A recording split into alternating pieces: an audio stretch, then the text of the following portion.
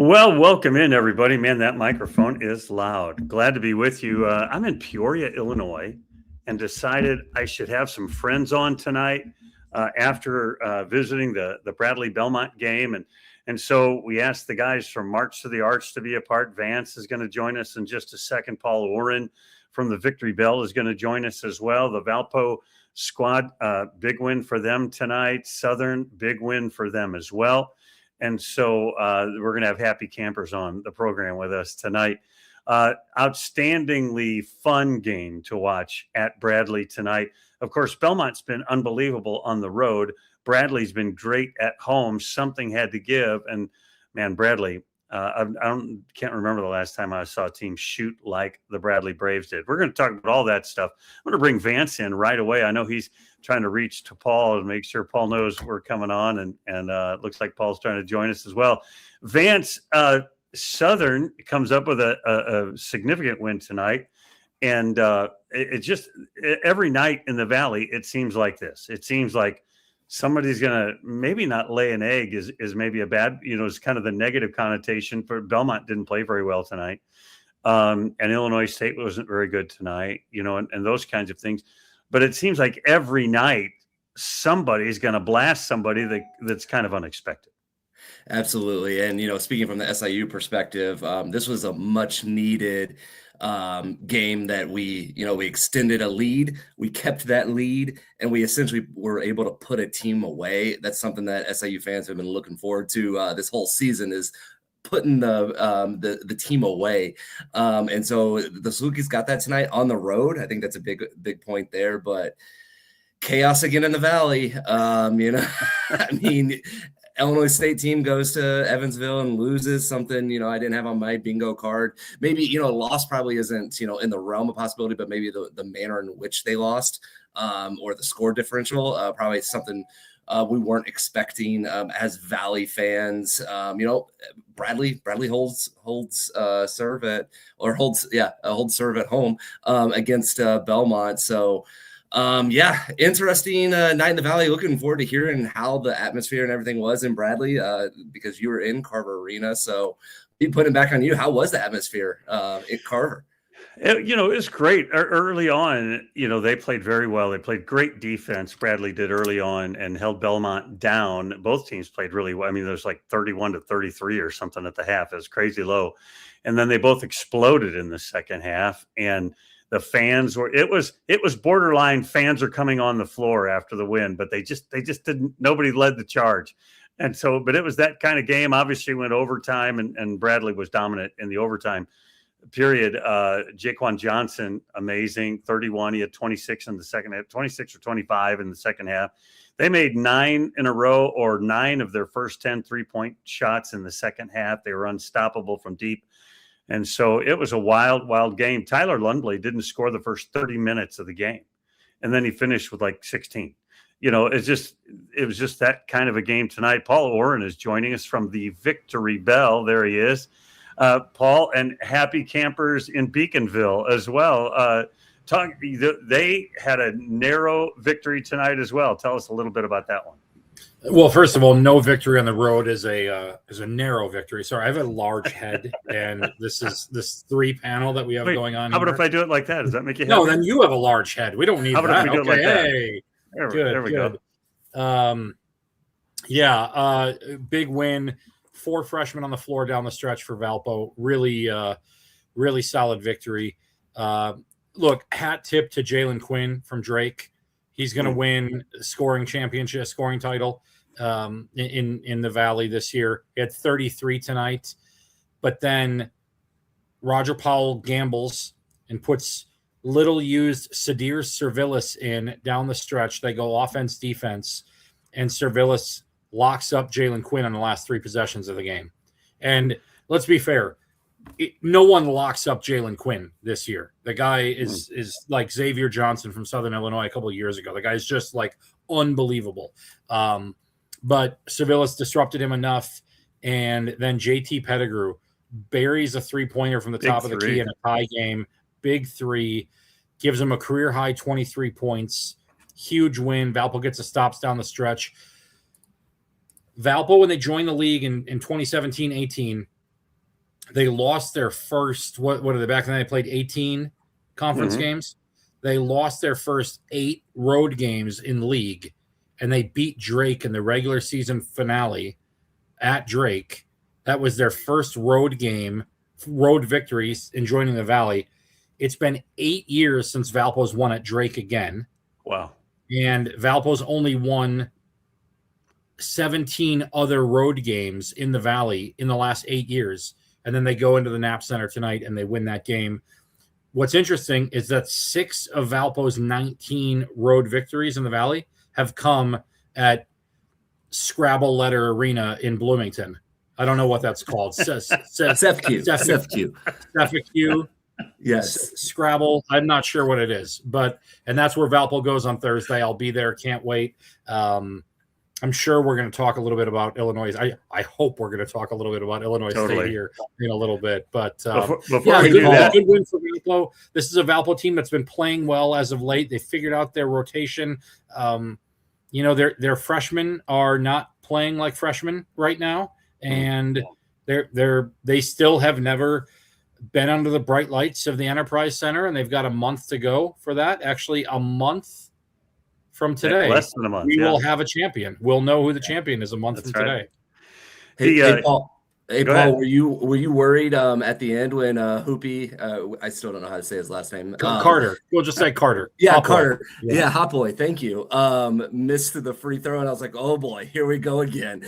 Yeah, it worried is a weird word. It felt like Quinn was about to go down and jack up a 3. But I also felt like, okay, Valpo's up 3. A free throw would have secured it. So all that led to was another defensive stop. And then Servilis, among a sea of Drake players, goes in and wrestles down the rebound. What a performance. It's funny. We look at plus minus, and some of us are married to plus minus. I get married to plus minus. Servilis was -4 in 9 minutes tonight. But he was the biggest impact player on the court down the stretch. Obviously, Pettigrew's 3, Cheney's 5 threes, but this was a really big win for the young Beacons. By the way, I just got the notification on my watch. Arizona lost tonight, so the number 1 team in the country went down. And there is still an undefeated team, and they should be higher in everything. Yeah, you're right. You're exactly right. So, true confession, I'm sitting there courtside at Bradley, but I'm watching the last 2 minutes of the Valpo game on my computer because, as most people in the world do, I think people at Arizona, Kansas were doing the same thing. But I saw that big 3 by Pettigrew, and I went, "Good night! They're going to actually win this game." It was spectacular. Vance, Aligba, 13 and 16. Talk about him. I don't know what to make of this Southern team. True confession, I don't. When I watch them play, and I don't think they have a lot of Missouri Valley Conference caliber players on that team. Just when I watch them play, and then he goes and does something like that.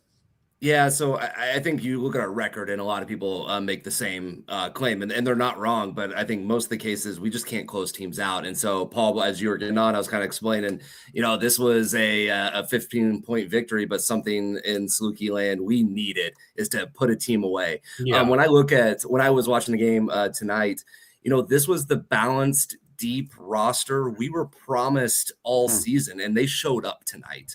If you look at of our 5 starters, 4 of them were in double figures. Looking off the bench, Sykes had 13. But getting back to your question, Harry, Rollins Aligbe, not to be confused with his brother, also on the team, Prince Aligbe. Rollins has been kind of a I don't know if we say diamond in the rough, but we'll use that for now, that he can kind of do everything. And for a team that is nationally terrible at shooting the 3, he's one of our best 3-point shooters at 6'9". And so he can step out and how many did he make tonight? He made 3 tonight. He jacked 10 of them.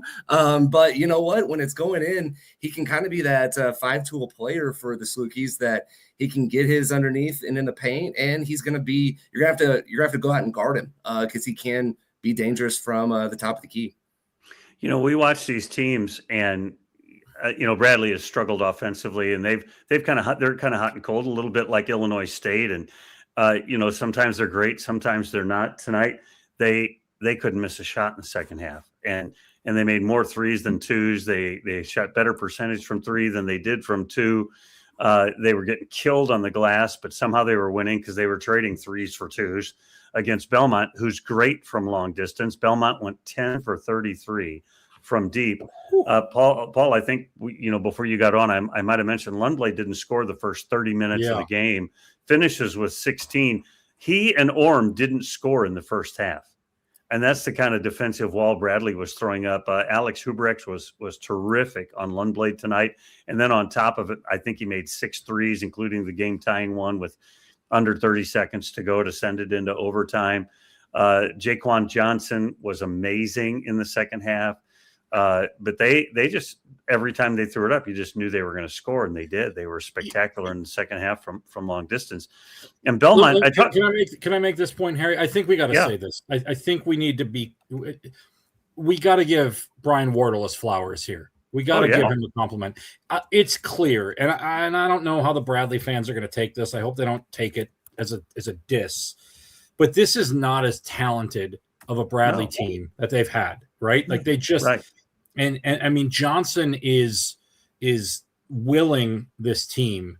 Now, I will tell you that Wheeler was phenomenal against Valpo last week when I was there. Mm-hmm. I mean, that kid looked like, I saw Brian in the bowels of the stadium after the game, and we shared a quick conversation. And I said, Wheeler is going to be a really good one, and I hope he stays. Right? This is this is just the reality, right? I hope they all stay, but this Bradley team is not experienced like the other teams have been in the past. And quite frankly, there was a stretch earlier in the year where I just kind of said, well, they're not going to be in the mix toward the end because they just don't have the gazelles to do it. And kudos to Wardle, kudos to Johnson. That is a big win tonight. I know it's a home game. You're supposed to win your home games, but I mean, to do what they did tonight, firmly put them in the position here. And as we look quickly, Northern Iowa is destroying Murray State. So all of a sudden now we're going to have Bradley and Murray State are going to be in a tie for second place, right? Well, they're 10-5, and if Murray loses, they'll have 5 losses as well. Yeah, and they're down 20 with halfway through the second half. So just so you know, fans that are watching this on repeat, that's where we're at. Yep. Tonight I was talking about when a team gets hot, right? Vandernap tonight. He's a 22% 3-point shooter, and tonight he goes 3 for 4, all in the second half. And sometimes you just have a game like that. I was talking to Casey Alexander, talked to both coaches afterwards, and I asked Casey, I said, when they're throwing it in like that, they would grind for 20 seconds and then throw up a 3-pointer, and man, we're going to the other end and we're down further. And sometimes you just have those nights you can't throw it in, and they are. I thought Belmont lacked a little early in this game. They didn't look like they were ready. And, when whatever his last name is, Win Miller, he's not a big time player for them, but he was giving them good minutes, twisted an ankle, never came back. They're still missing McLean. Sam Orm's playing with a big bandage on his forehead. His dad sewed him together the last game. They're a little dinged up more than I think people know, because they've been winning so much. They went 9 in a row, and even though they didn't have their point guard for all this time, but they just didn't seem all that ready at the beginning of this game. And then both teams got it rolling offensively late. But it's going to be an interesting drive all the way down the line. And you mentioned Murray, they seem to be great, and then they seem to be not. And that seems to be the nature of the whole league right now. We should talk a little bit, I think, about Illinois State. Chase Walker played 12 minutes in the first half, 4 in the second half. Now, I couldn't watch that game. I don't know anything other than he didn't play much, and he scored like 6 points. Kinziger struggled all year long. Doherty struggled all year long. This is a team that we really thought was going to be really good because they had a lot of junior players that had achieved good things a year ago. Either of you, both of you, kind of give me your Redbird analysis. Vance, you want to take this one, or you want me to go? I can start and just say the other co-host of my podcast is ecstatic to not have accepted the invite to join us tonight. So, and he reinforced that with me before I hopped on here, as I am so happy you're doing this and not me. I also want to shout out and give him a little grief, as I think he willed this one into existence in our last episode. He said, this is going to be the most Redbird thing that we're going to do is we're going to do what we did this week, and we're going to go to Evansville and lay an egg because we are inconsistent. And I think that's the word we have to use with this Illinois State team. It's just they are woefully inconsistent with the expectations that were placed on them in the preseason. And so they get up for the big games. They come down to earth for the not good teams. Let's just go, or the bottom half of the valley. Let's call it that. That's an issue. I think they got to get Kinzinger going. I don't know what's going on with Chase either. I was kind of in and out on that game, and I wasn't listening. So if the announcer said anything, I missed it. But yeah, Illinois State's got to get more out of their bigs. I'll say this. And, go for it. I'm about to drive to Bloomington on Thursday, so I got to be careful because I'll be in a rental, but I don't want the tire slashed. Right? Look. It was kind of unfair to Illinois State, given the landscape of college basketball now. The expectations, I'm saying. Yes, they brought back Walker. Yes, they brought back Kinzinger. In a normal year, in a normal era, which I guess we're not just going to have anymore, but nope. That would have been expected. And then we would have been sitting here and we would have said, great, the two best players from a 500 basketball team are coming back. Maybe they take a step forward, and then we would have pointed to a bunch of the other teams that would have guys coming back and things like that. But instead, everybody else left, and the only two names that this tradition-laden conference, us, knew about were Walker and Kinzinger. I mean, we knew about Lundblade and Oren. We knew about those guys, sure. But, I couldn't have told you anything about Drake. Couldn't have told you anything about Indiana State, about UIC, about Southern Illinois. I only knew about Southern Illinois because they took a Valpo player. And so we gravitated toward Walker and Kinzinger as, the saviors of, see, not everybody leaves the league. These guys are great. These guys are going to represent the Valley in the way that everybody used to do in the past. They're a 500 basketball team. They're 10-10 last year. I said this to Joey Lemaster on Twitter today. And again, I tread very carefully on this because I don't want it to come off as being an a-hole to them, but they were a 500 team. They weren't 20-4 or 16-4. This wasn't Robbie Avila coming back. This wasn't Ryan Conwell coming back. This wasn't the superstar Drake team coming back. This wasn't Bennett Sturtz coming back.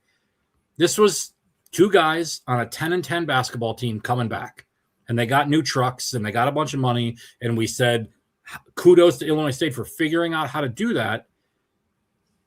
And you hope that they take a step forward, and they have taken a step forward in that they're 8-6 right now. Mm-hmm. They're 2 games above 500. We got 14 games left, and we got how many games left? 6 games left. Yes, they played 14. They got 6 games left. If they win 3 of those games, they will have finished better in the league this year than they did last year. That's improvement. You see what I mean? Well, so again, I know they had sky-high expectations, and we are all guilty of doing that because they're the only players we knew. So, well, I do think I agree with you, Paul, but I do think that Ty Pence was a very solid third guy in that group a year ago, and Jack Doherty was a guy that everybody expected to be you're guy right. that You're right. Stepped in and was going to hit a bunch of threes, and he's been non-existent. It's not just on those two guys, on Chase and Johnny. It's not just on those two guys. And I guess I'm just looking across the board. Walker's been pretty good. Kinzinger's really had a tough time shooting the ball. Pence doesn't start anymore. Doherty just some games doesn't play at all. Played 4 minutes tonight, didn't score. Landon Wolf is a guy that's had to step up and really do some things for them. Skunberg, who who we've all watched play, he missed some games with injury, but he's been a crafty offensive guy. That mix, maybe and then Coleman is really good too. Yeah, I mean they've got good rookies, Clabo and Coleman, and so that mix means, dang, this is going to be a good team. And they are just up and then they're back down again. And it's very difficult to read. And I know that we, I know you said that we put a lot of expectations on them, but I also think Illinois State fans and the team had high expectations. Oh, no question. No question. As well. But I mean, it's also one of those teams that you look at them, and when they were playing their best ball, their best is probably the best in the conference when they're playing at their best. And so it's a team that can get right pretty quickly. And I know we're using, we're past tense, but this is a team that can get hot real quick and is not going to be a someone you want to see on the bracket line in St. Louis. But no one's going to want to play them in St. Louis, right? But I think we are in the position of, barring a championship appearance, maybe even just getting to the semifinals. Like, do you look at the season and say what could have been, and you probably underachieved your expectations? Versus expectations, if they don't get to Saturday for sure, they're then, or maybe if they don't get to Sunday, people are going to feel like it's a failure. A failure is too big of a word, but they're going to feel like it's a negative season. But other than Belmont, I mean, Belmont loses an overtime game tonight. Other than Belmont, and they've lost to Indiana State, and was it Southern? Southern, yeah. So I mean, tonight was they shouldn't have lost either of those games, but so they lose tonight. They've only got 3 conference losses, but other than them, everybody else in the league, you look at them and you think sometimes, like, what is going on? And I think we have that result because, Paul, of what you alluded to, people coming and going. We don't know who's going to be there. And we read press clippings and try to figure out who they are, because Northern Iowa can be great. And then they lose 5 in a row. And, Murray State, we were, having a coronation for Murray State about 3 weeks ago. And then they lost 4 or 5 in a row. And then they're losing tonight. I think it's just the state of the league is so almost impossible to read because we don't know who's going to show up on any given night. I mean, I was ready to say if Belmont won tonight, it's going to be how many games are they going to win by the conference championship by, or the regular season by, if they went 2-0 this week. But now, I mean, they've got a tough stretch ahead of them. Yeah, they do. And so the conference race down the stretch is going to be a fun one, Paul. Yeah, I mean, I'm just looking at the standings right now, and you're going to have – you got Belmont is still going to have a 2-game lead. I mean, Murray losing tonight is going to be big. They still have a 2-game lead. And then, Northern Iowa winning tonight is – I mean, I was aiming for Murray to win at home, and all of a sudden Valpo and Northern Iowa are tied at 7-7. For the, but so Valpo's looking, I'm looking at through the Valpo lens here, but I'm also really looking at the 5 seed, because the 5 seed now is the last bye. And so, you've got Belmont, Murray, and Bradley. I'm comfortable saying that those teams are going to get a first round bye, I think. And you have UIC, Illinois State, and now Northern Iowa are all going to be 8 and 6. And 2 of those 3 are going to get a bye in theory, but then there's Valpo at 7-7, and then there's a 2-game stretch after that. Well, Valpo's going to Illinois State. Valpo's going to UIC. They've got an opportunity to beat, and Bradley is coming to the Arc. Valpo's got everything they want ahead of them, but getting that 5 seed is going to be big, because then you're playing as a 4 in the 4-5 game, and you get the same amount of rest as the 1 seed does, because that's who you'll have to play in theory on Saturday. That 5 seed, the difference between the 5 and the 6, I think, is just going to be so big because of that extra game, even though the 6 seed, I would say, should almost have a bye because they're going against Evansville. But look what Evansville did tonight. Like, I what is that, Vance? I'd be an idiot if I wanted to play any team at Arch Madness, right? Like, it's such a fun league, right? I talked to Roger Powell tonight because he's always talking about, like, he wants moments for his guys. And I said, at what point do you stop celebrating these wins like you've never had one before? And he goes, never, because it's so hard to win on the road in this league. We're going to celebrate all of them. He goes, we got 5th-year seniors who've got 6 regular season games left. like we're going to celebrate every single one of these because it's that hard to win on the road. And I mean, we're seeing it's even hard to win at home too. Apparently, Murray State. So early in the year, it's changed, but early in the year, after about the first, I don't know, 5 or 6 games for every team, they were only winning 55% at home, and so that's how balanced this league is. And I did a story the other day saying, man, we've played all these games and nothing is settled other than probably Belmont's going to win, because we don't know who the MVP is going to be. We don't know who's going to be, maybe Doman is going to be the rookie of the year, but that's maybe the next best thing that I could say. I got out there and I said, well, this league, the best player on the best team, he gets the Larry Bird trophy. That's the way it always turns out.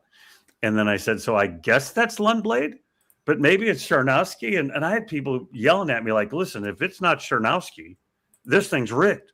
And so, I mean, that's how balanced this whole thing is, even on that team. And so I don't know if you guys have thought about those end of the season kinds of things, but there's so much of the season left. I think because they still do have that 2-game lead, other than Belmont probably going to win the league, nothing else is settled. Paul's talking about those first 5 seeds. All kinds of people could end up in those 5 spots. You're probably right, though, that Murray and Bradley will probably be there, but Bradley's got Illinois State this weekend, I think, and so who knows what happens in that game once it's the rivalry game. Illinois State beat them up last time, and so I'm throwing my hands up every night, going like, I don't know who's going to win. I got no clue. It's funny you mentioned Sharnowski. Valpo has played Belmont twice and lost by a combined 5 points. Mm-hmm. And Sharnowski in the game that was just at the Arc, I mean, he played 24 minutes. He had 6 points. He did have 8 assists. That was good. He was 0 for 4 from the free throw line. And it was he's always 0 for 4 from the free throw line. No, yeah. He's a bad free throw shooter. And honestly, it was tight late. And I don't know why Valpo wasn't doing a hack of Sharnowski.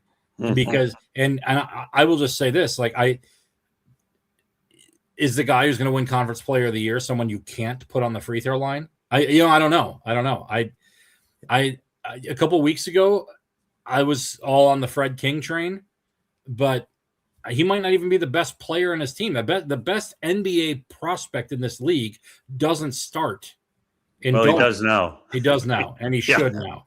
Yeah. But I don't know if he started tonight, but he started the last 2 before this. Yeah. It's interesting watching Quinn because I'm watching him up close at the game tonight.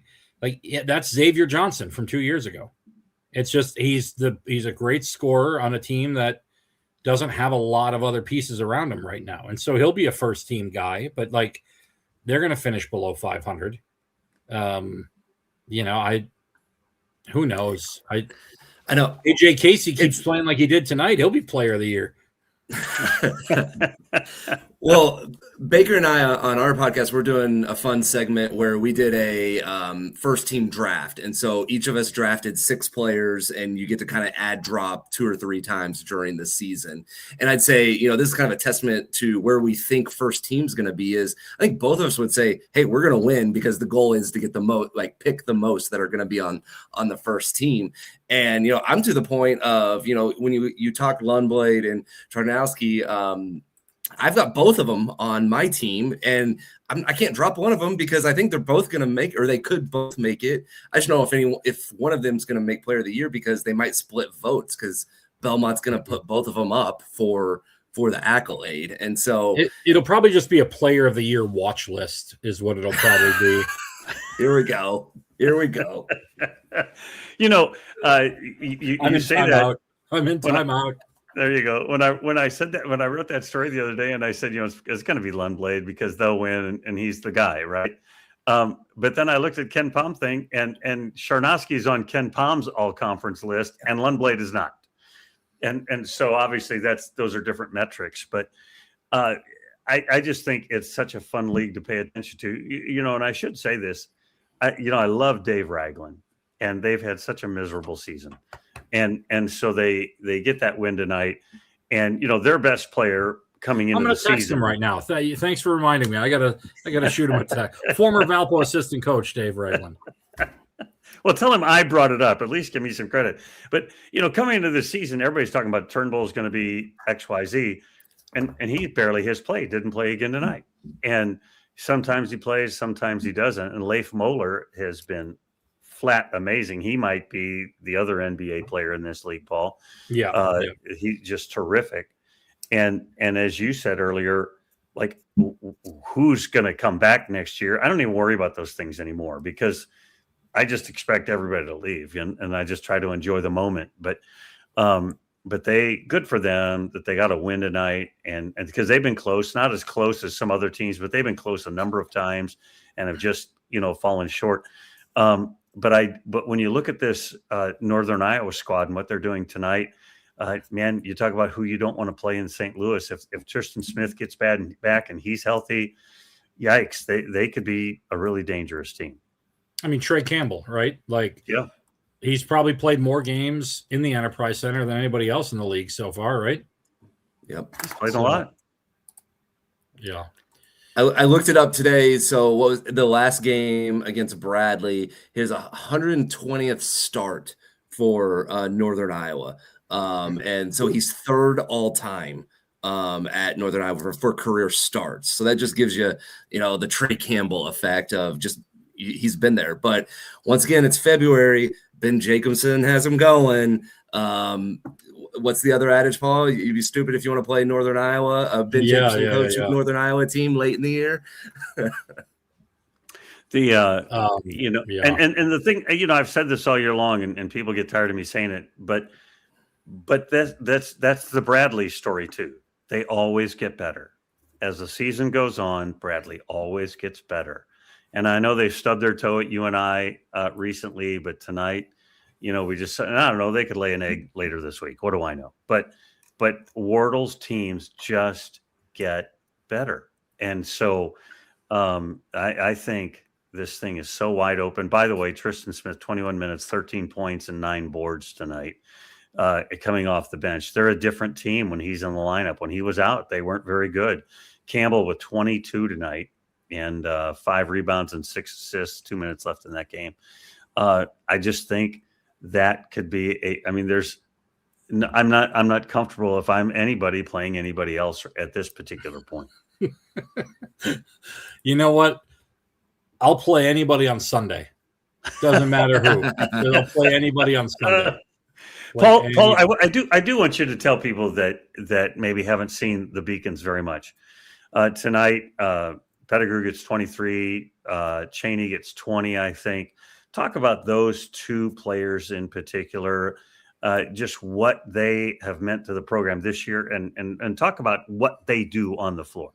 Yeah, well, it's interesting because I think coming into the year, Pettigrew committed before the start of his senior year.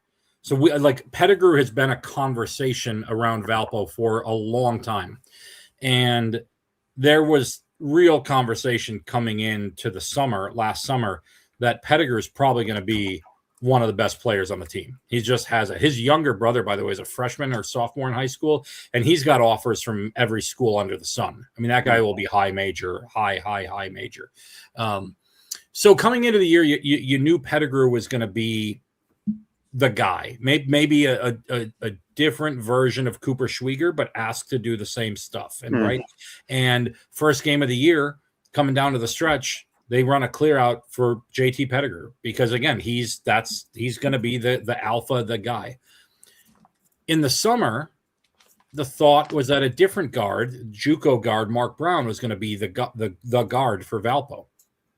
And Cheney was kind of some people on the staff had connections to him, knew who he was. He was at a prep school that's like 2112 in Florida. But he's an Illinois kid. And just, watching him during the summer, had no idea if he was going to play or not. Just could score, but didn't really know what else he could do. And each week, I would pop into practice. I'd be like, hey, now he's got this drive that he's got. Now he's got this pull up. Now he's got a hard-nosed defender. He's got a little bit of everything. Is he going to be able to do it when the lights come on? And he did. They go to Kentucky, and it was a disaster, but he did not back down, and he played great. And he And so he fought his way and earned his way into the starting lineup. Pettigrew, you just kind of know, he can shoot, he can grab boards, he's got great footwork around the basket. He can do a little bit of everything. He's had some health issues throughout the course of the year. He had a virus at one point. I think he was losing some weight. He dealt with cramping against Marquette. If he's healthy in that game, they win that game. But Chaney has just kind of had a take no fear attitude. And he went through the freshman wall. He's come out of it on the other side. He had 20 tonight, his most points in a game since November 19th. But, he was shooting it with confidence tonight, and he's been shooting it with confidence for a while now. I like both these guys. I'd love to sit here and say, look at Valpo's freshmen. They've got a great future. For 4 years, this will be the group. I just, for 4 weeks, I hope it's the group. That's exactly right. And we've got a ton of really good freshmen in the league. And neither one of them are going to win Freshman of the Year. I mean, no, they're not. They're not. Right. Yeah. Doman will win it, I'm sure.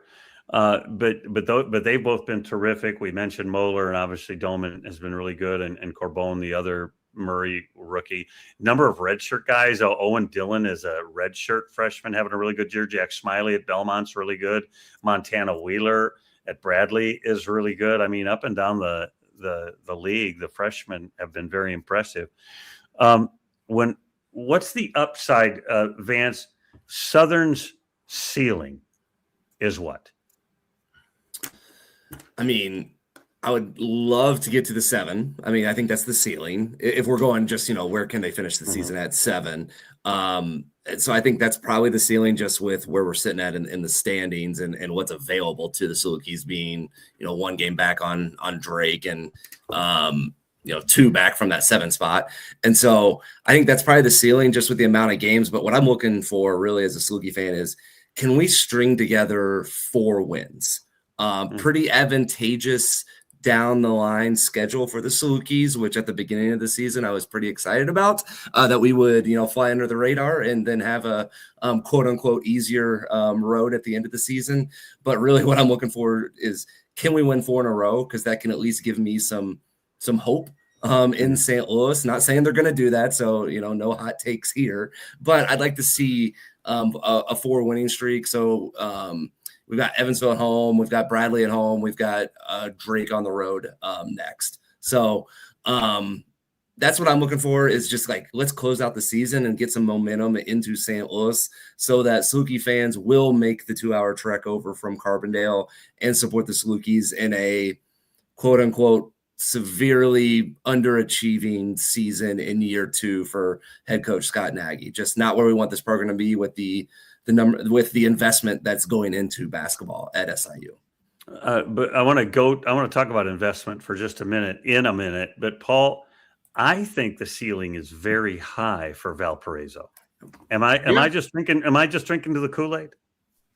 You watched them in the tournament last year. Roger's a really good tournament coach. If there's one thing that Roger Powell is going to be able to get people to do when you're nicknamed the Reverend, it's get people to believe. And he got his players to believe last year, and this is a better team this year. I mean, it's not even a question. This year's team beats last year's team pretty easily, I think.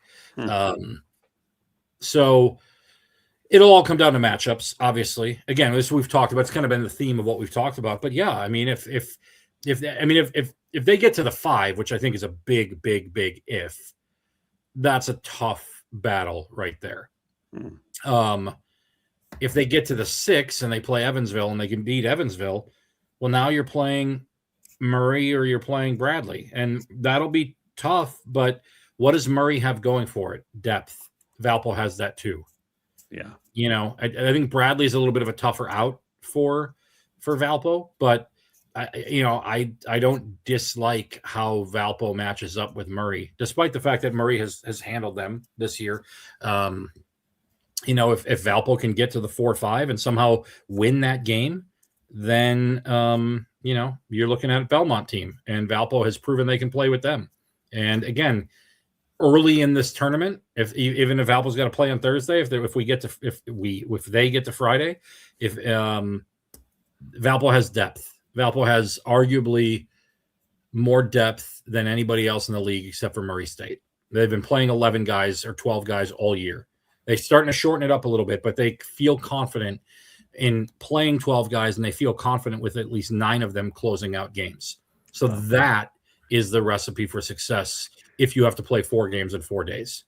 Before I let you guys go, because we've been talking forever and you probably have to get up at the crack of dawn for some important thing tomorrow. I do. I have to get out of Peoria. But smart. But yeah. Talk to me. Vance used the word investment. Talk to me about, maybe it's not dollars and cents. I mean, maybe it is dollars and cents. I don't know the numbers, but do you guys feel like, Vance, the folks there at Southern, and Paul, the folks around Valpo, how is the investment, the financial side of this, evolving in this new era? So I think it's getting creative. I think every institution in the Missouri Valley is doing things a little bit differently. I think everyone gets their check from the Valley, and they're using it in different ways. And when I say the check from the Valley, I mean the media deal. And so I think it depends on your institution and the level of engagement. I think you're seeing schools that are really good at driving fan engagement to want to support NIL or the university in fun ways, that it doesn't feel, for lack of a better term, slimy, or those that are on the sidelines that are always going to be against NIL. They're making it they're making it fun to give to those organizations. I think there's schools, and I'll name it, like Bradley has one of the best fan engagement, I think, NILs out there. With Home of the Brave. Drake has a good one as well. They're making it fun to be a part of it. I think there's a lot of institutions, I'll say mine, my alma mater, that is leaving something on the table to get people engaged and wanting to support the team, to invest, going back to that word, to meet the expectations that fans are having, because, you've got to win first. And I named 2 teams that have won and have made NCAA tournaments. A lot easier to give to programs whenever you're doing that. But I think universities are getting creative. But I think it's sometimes they're going after the whales instead of the diehard fans that, 50 people coming together and commingling some funds to support the team goes just as far as the one booster you're trying to court to support the team. So that's a little soapboxy, but that's kind of how I see the landscape. And the reality is, I mean, the elephant in the room, and I think a lot of coaches are saying it is, I mean, Murray is outspending everyone. For all intents and purposes, that's what I'm hearing. That's what I'm hearing, not just from fans, but from, those affiliated, that, they have a good thing going. And so it's almost, will the Missouri Valley become a league of haves and have-nots into the future? Probably not. But my take is, maybe we want one team to be really good so that we all have more opportunities for quad one games. Maybe it makes the two-bit Valley more in the nomenclature of college basketball. That's maybe not a bad thing if we do have teams that are ponying up and going all in, as long as they stay there and stay at the top. It can't be volatile the way it is right now.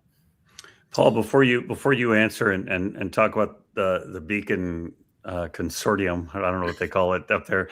Excellence Fund. What's the Excellence Fund? I guess the 68 guys, have been doing this thing about who has what's the best job, or, they did a poll with the coaches and who has the best program, or whatever. I forget exactly the words they used. Valpo wasn't near the top, and Valpo was on the opposite of the top. and yet, we're talking about how well they're playing and the potential, and so forth. What kind of hurdles? Obviously, the arena isn't amazing. What are the hurdles, and how is Valparaiso stepping forward, and are they stepping forward? I have a lot of thoughts about this. I'll keep them concise because it's late and we'll see. But yes, I have heard this for years. I've heard this from many, many people. The arena sucks, and it does. I'm not disputing that. But when it's full, it's amazing. Now, it hadn't been full in a decade. But when it's full, Kyle Welliston, back when he was doing the mid-majority for ESPN.com, before the Field of 68 guys were doing what they were doing, Kyle Welliston he came to a game at Valpo, and he deemed it the best mid-major basketball experience in the country. Wow. I mean, that's not hyperbole. It is one of the best mid-major experiences when the school's got double the enrollment that it has now. That's a whole nother conversation for probably a different podcast. And so one of the things that, we're talking about with players leaving and stuff like that, this is a relatively new deal for teams losing their best players. Right. This is not a new deal for Valpo. Valpo was getting hit by outgoing transfers 3, 4, 5 years before it became the thing to do. Even before the transfer portal really showed up, guys were leaving for any number of reasons, right? It just, ever since Bryce Drew left, and I love Matt Loddick, great guy, really, he was throwing spaghetti against the wall each year to see what would work. And so instead of like the Indiana States of the world who are pointing and saying, oh, it's NIL is the reason why we're losing our guys, Valpo is losing their guys for many different reasons. So there's a lot of scar tissue buildup right now from the fan base of I think it's really difficult, especially in a small town like Valpo. And Carbondale is a bigger town, but it's not a huge metropolis. Like we see these guys walking around downtown Valpo and on campus and things like that. I think it is really difficult for people in Valparaiso, Indiana, and maybe other towns to look at these players and realize that they're now getting paid more than they are, more than like a professor is, or more than an administrator is, or something like that, right? And getting paid or being asked to get paid more when they haven't done anything. They haven't won. They haven't, like, again, this is where I kind of go back to Walker and Kinzinger. Like, I'm glad they got paid. I'm glad they stayed in the league, but like, there's no way that Valpo is going to dump, mid 6-figure coin for guys that are 500 in the league. Like, I just don't see that happening. And so I think it's really difficult to think about, trying to get fans to give money just so these guys can leave, because they've all left. Like, Valpo fans loved Allright. Allright said he wanted to stay, but he couldn't stay. Not after blitzing St. Louis Arch Madness the way that he did last. He had to go. And I just, he's getting paid $800,000. I say that number to people in Valpo and their jaws drop. 4 years ago, Ben Krikke was going to come back for his final year. Instead, he went to Iowa. He was going to come back for 60. And he is one of the great players to play at Valpo. For 60, he was going to come back. And people thought that was absurd. The world is moving a lot faster than that. 60 today. I think Valpo's got a guy who's making double that, and he never plays. And so it's a tough deal. It's an amazing amount of money. I mean, that you're just throwing around there. Not just... and we can't FOIA this information, right? Like that. Right. I think that's a real tricky thing too. I don't know if I want to know how much they're making, but I actually think if we knew how much they were making, it would. I mean, look at Mark Pope getting a lot of grief because we know he spent $22 million on a roster. I wish I knew how much the guys in the Valley were getting paid. Not because I want to know how much money is in Chase Walker's bank account, but now maybe I'm thinking about Player of the Year differently. If I'm thinking about value versus anything else, I'll tell you that Chaney is got some of the highest return on investment of any player in the league right now. I would say that Rakim Chaney is probably the best return on investment in the league right now. Well, we mentioned Tristan Smith before. He comes up from NAIA or wherever he was at, Division III, whatever, and he's having this terrific year. I'm sure he's not making $1 million. I guess $1 million is not what it used to be, but I'm not sure he's making all that kind of money either. They are, by the way, 14-3 with him on the court, and that's what I was going to say. So I'm going MVP right there, right? 2-6 with him off the court. Yeah, that was my point. When we think about those kinds of things, the guy dramatically changes how good or bad Northern Iowa is.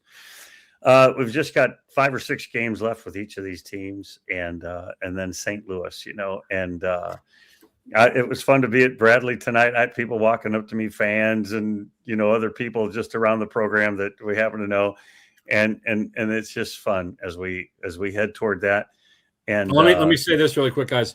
I was at a family event in St. Louis this past weekend, and on Saturday night, I took my girlfriend and my brother to Union Station Hotel, and we had some drinks and we watched the light show. And I turned to my girlfriend at one point and I said, this was on the 7th I was there. And I turned to her and I said, a month from tonight, I'm going to be sitting in here doing some radio prep, getting ready for the Valpo Arch Madness title game the next day. Or if I don't have to do prep, I'm just going to be falling down with a bottle of Malort with Vance and Harry toasting each other. You're amazing. Vance, appreciate your time. Tell people about the March to the Arch podcast, and then, Paul, I want you to tell folks about the Victory Bell. Absolutely. If you're not listening to us, we are the March to Arch podcast, myself, Vance Sawyer, with my co-host, John Baker. We are SIU. I went to SIU. Baker went to Illinois State. But first and foremost, we are Valley fans. We wear the Valley badge. And so we've been doing that, I think, 8-9 seasons. You can listen to us on Spotify, Apple Podcasts, anywhere you get it.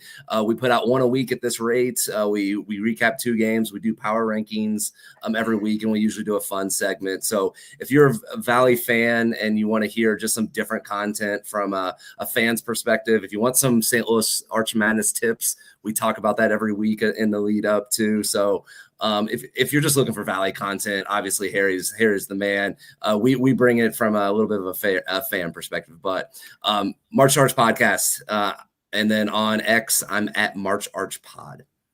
And the best screen background going, and then Paul El Natural there, just in the home office. Tell people about the Victory Bell. It's so spectacular.